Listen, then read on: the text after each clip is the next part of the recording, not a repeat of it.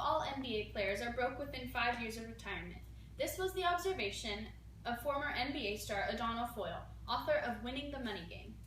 The inability to appropriately handle finances is not just a problem for NBA players, but also for the average American. The credit debt help company, Consolidated Credit, states that the total average consumer debt per American household is $16,000. Families using credit cards averages up to $54,000. It's not how much you make, it's how much you keep, says Foyle.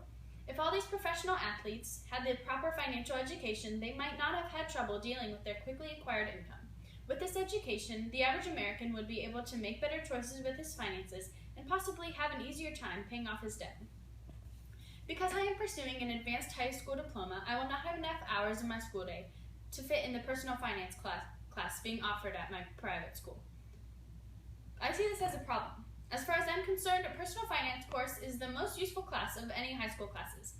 For this reason, I propose that a personal finance course should be required for all high school graduation in public and private schools alike. Today, I will first discuss the financial problems experienced by many today. Then I will expose the cause of this growing problem, and lastly, I will point out some solutions that are helping to establish a secure financial future. A major problem in today's American household is its increasing debt. This problem often begins with student loans. Excessive student debt has caused many college graduates to return home to live with their parents. The Clay Center for Young and Healthy Minds at Massachusetts General Hospital, a web-based resource that educates parents about psychological development and emotional well-being of children, noted that in the year 1980, 1 in 10 graduates moved back home. Then in the year 2013, the number rose to 4 in 10. A recent study predicted that 85% of college graduates expect they will need to move back home. The Institute for College Access and Success, a nonprofit organization that works to make higher education more available and affordable for people of all backgrounds, reported that 7 out of 10 seniors that graduated from a public or nonprofit college in 2013 had an average student loan debt of $28,000. This was a 2% increase from 2012.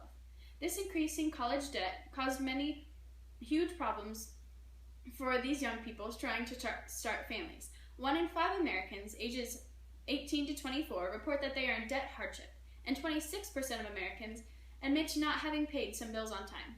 A significant consequence is that young people are delaying marriage and starting a family simply due to financial reasons. We've discussed the problem, now let's look at its cause by going back to the NBA players. The professional athletes that Foyle counseled made millions. For example, O'Donnell Foyle himself made $63 million over the 13 seasons he played with the NBA. Players are not prepared for the sudden success, notoriety, and income that come with an NBA career. Many came from a childhood of poverty, often lacking money for basic needs. It is no surprise then that these individuals never learned how to properly handle money and as a result lost their fortunes so quickly. But poverty is not the cause for most of America's financial problems. It is simply that most individuals are not taught the importance of saving and investing.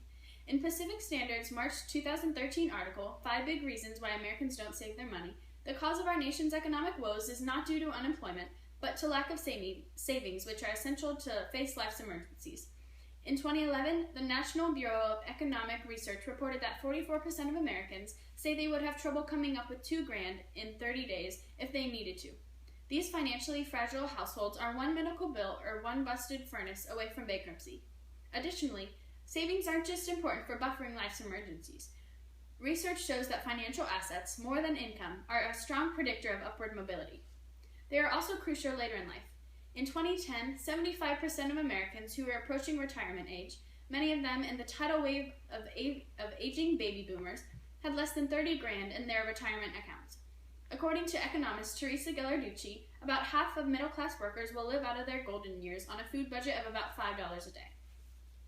Fortunately, there is a simple solution to help protect today's young people from the financial fates their parents are facing: education. Foyle recognized this need.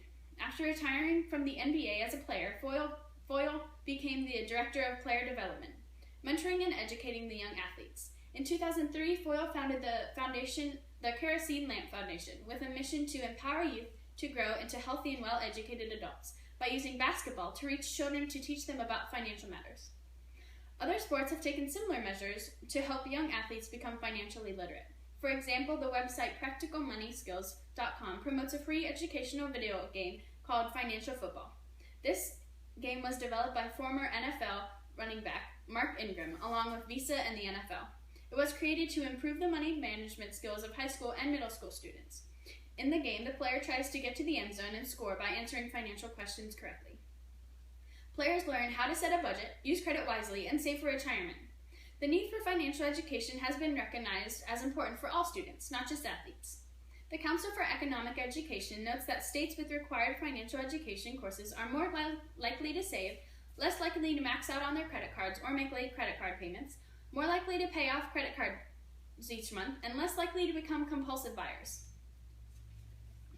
In a 2013 study at Champlain College Center for Financial Literacy, Virginia is one of only 7 states that require at least 1 semester of a standalone personal finance course as a graduation requirement.